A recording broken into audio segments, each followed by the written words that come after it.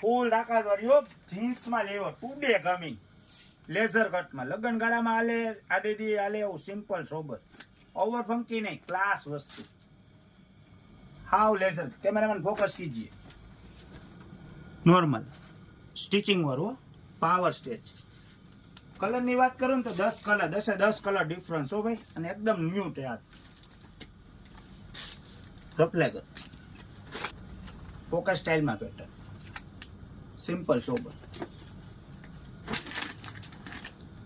કમર ની વાત કર દો 28 થી 38 હો બ્રધર